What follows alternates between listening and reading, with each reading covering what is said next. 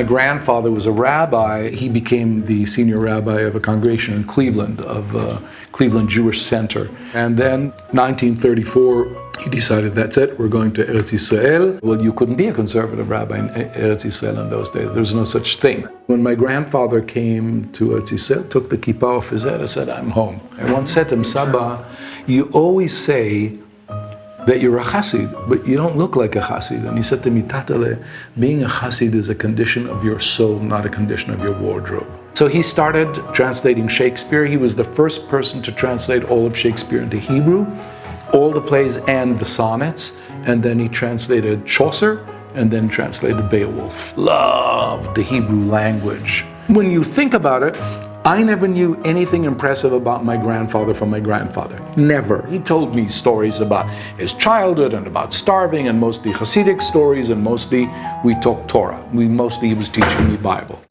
It's the year 2000. And we get an email. Hi, my name is Yoram Shachar. I'm a researcher. I'm doing my doctorate. And my thesis is about Migillat Ha'atzmaut. And I was wondering if you happen to actually be the grandson of Shalom Tzvi Davidovich. Well, it turns out, he said, that they know now for sure that the first tiyota, the first draft of the Achazat Ha'atzmaut, was written in his library in Rehov Non Street, and probably with his help, and they know which sentences he probably wrote.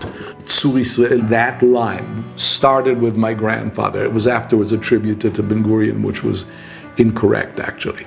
The reason it even ended up with my grandfather is because it was a secret mission given to this lawyer, Berm, or whatever his name was, who lived on Rehov Yarkon, and he was supposed to draft something.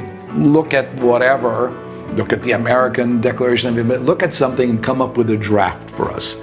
And he was sitting at dinner at his in-laws and said, you know, I can write the legal stuff, but I don't have any background in Bible or in, you know, that kind of history.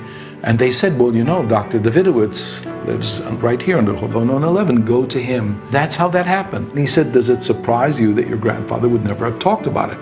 I said, not at all. My grandfather didn't talk about anything about himself. My grandmother would always say, he was a genius, and my grandfather would go, hey, you can't believe a word she says, she's crazy in love with me.